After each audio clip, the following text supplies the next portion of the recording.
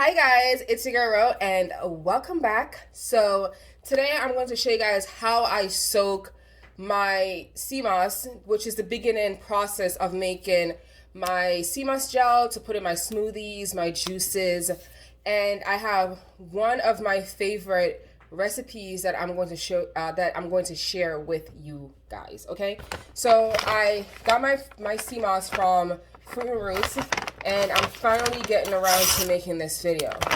So I'm going to take my Seamoss out of my bag. I have two of them. I'm not quite sure if I'm going to be doing both, because once you add Seamoss to water, it expands. You know, so I might not do both because I don't want to have so much gel in the refrigerator. I just want to like make it as I need it, because like one of this is definitely gonna last me for about a week, because I go through, oh my god, it's so good. It lasts me for about a week because like I do use it that much. I was juicing using Seamoss last year a lot. So if a lot of you guys were following me, you would have seen me use Seamoss in the past. So I've been looking for a trusted source to get my Seamoss from, and I finally found one, and I am using them. So I'm going back into making videos on what I make with my Seamoss and what I put it in and stuff like that. But like I stated before, there's one recipe that I love, that I absolutely adore, and I'm going to share that with you guys once the Seamoss is ready to be shared with that part of a video, but that's going to be a separate video. So you need a colander, all right, or you could use a big fat strainer, all right. Ugh, it smells so earthy. Look at that. Seamoss. Seamoss. Look at this. This is so earthy. Seamoss. It's so earthy. It smells like the sea. I often even try to eat it raw. And what's really cool too is that I've had a lot of Seamoss before, but this Seamoss is not at all salty. Not at all salty, okay? And it tastes just like the ocean floor. So I'm going to turn my camera around so you guys can see what I'm doing. Alright, so this is my Seamoss right here.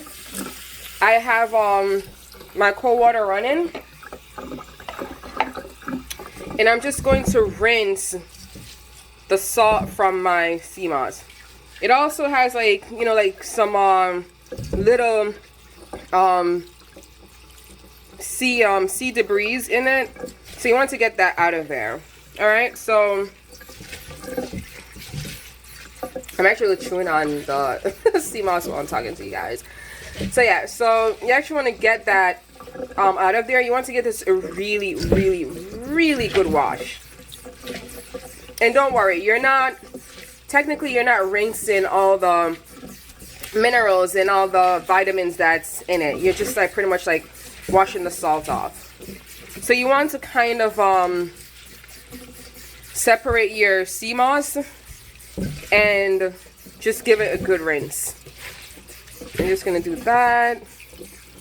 Part of it. It just smells so good, guys. Like, it is so earthy. It smells just like the sea, and it's like, it's just so good. Like, it's so good.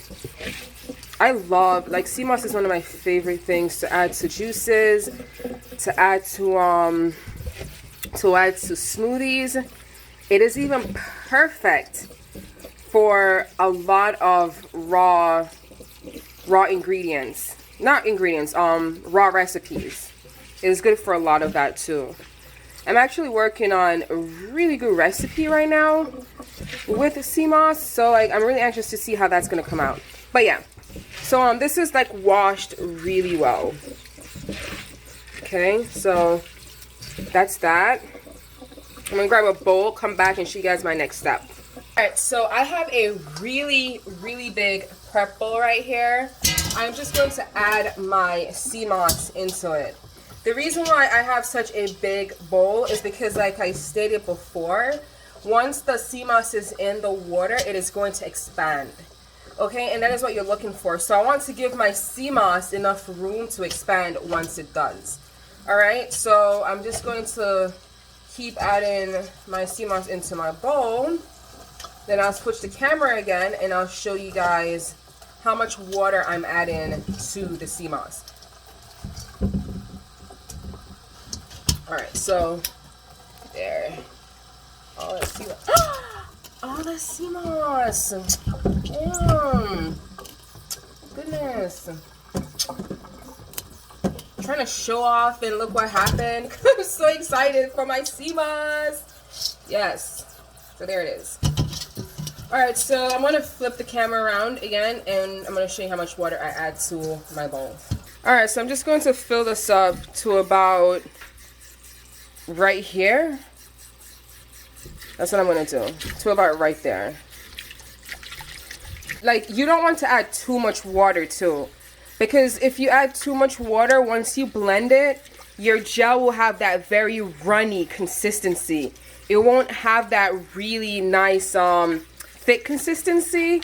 So you just don't want to fill it, like add too much water to it. You just want to add just enough. So I'm going to add it to about right here, right? And it's going to pretty much like cover my Seamoss.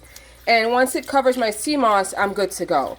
So once that's that, I'm going to cover my Seamoss and leave it covered overnight, not in the refrigerator, but on a counter overnight for about 24 hours.